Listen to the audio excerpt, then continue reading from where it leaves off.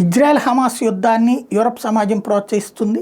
Russia Ukraine యుద్ధాన్ని Europe సమాజం ప్రోత్సహిస్తుంది. కారణం భలే వెనకాల ఉంటుంది. ప్రతి దాంట్లో మనం ఒక కోణం చూస్తాం, రెండో కోణం చూస్తే ఇద్దరు కొట్టుకు చూస్తుంటే మూడో వాడు లాభపడతాడు. ఇజ్రాయెల్ యుద్ధంలో వీళ్ళేం లాభపడతారు? ఎస్ ఉంది. ఇవాళ రోజున ఇప్పుడు ఫర్ ఎగ్జాంపుల్ మన ఇండియాలోనే చూద్దాం, ఎక్కడ ఎందుకు మన ఆంధ్రాలోనే చూద్దాం. ఎలక్ట్రీషియన్సు, ప్లంబర్సు, ముఠా కార్మికులు, దాన్ని ఏమంటారు, భవన నిర్మాణ కార్మికులు, వీళ్ళు దొరుకుతున్నారా మనకి? రైతు కూలీలు కూడా దొరకట్లేదు కదా. ఎందుకని?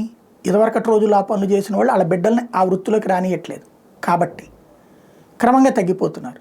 ఇప్పుడు మనకి ఇక్కడ జనం ఎవరు? బీహార్ నుంచి వచ్చినోడు, ఉత్తరాఖండ్ నుంచి, ఇదేది ఛత్తీస్గఢ్ నుంచి వచ్చినోళ్ళు, ఇట్లాంటి వాళ్ళు వస్తున్నారు. అట్లాగే ఇక్కడ కూడా సీన్ అనమాట. ఏంటయ్యా అంటే యూరప్ ఇప్పుడు అక్కడ గొడవ పడుతున్నారు కాబట్టి వాళ్ళిద్దరూ, ఆ పాలస్తీనా వాళ్ళు, సిరియా వాళ్ళు, యెమెన్ వాళ్ళు, వీళ్ళందరూ పారిపోయి వలస వెళ్ళి అక్కడ దాక్కుంటారు. వాళ్ళకి షెల్టర్ ఇస్తున్నట్టు వాళ్ళని ఇప్పుడు అక్కడ ఆయా దేశాల్లో $100 కూలీ తీసుకున్నారు. ఒక గంటకి $10 అంటే 10 గంటలు పనిచేస్తే $100.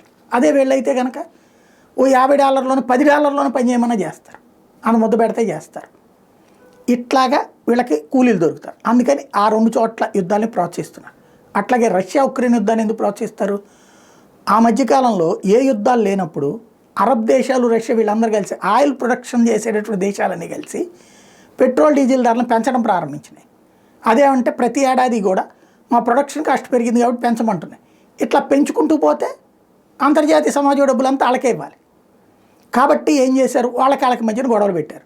ఈ గొడవలు పెట్టేటప్పటికి ఏమైపోయింది? ఇరాన్ మీద ఆంక్షలు పెట్టాడు. ఇరాన్ వాళ్ళు $40-50 సరే ఇచ్చేస్తుంది బ్యారెల్. అదే సందర్భంలో రష్యా ఉక్రెయిన్ యుద్ధం కారణంగా 70 బ్యారెల్ 40 బ్యారెల్స్ కూడా ఇచ్చింది మనకు ఆయిల్, మనమే కొన్నాం కదా. అంటే ఇద్దరి మధ్యన గొడవ జరుగుతున్నంతసేపు వాళ్ళు తగ్గిస్తారు ప్రొడక్షన్ కాస్ట్. కాబట్టి యూరప్ సమాజం చేస్తూ ఉంటుంది. ఇప్పుడేమో రెండింటిని శాంతి అంటున్నాడు ట్రంప్. మరి ఏం జరుగుతుందో చూడాలి.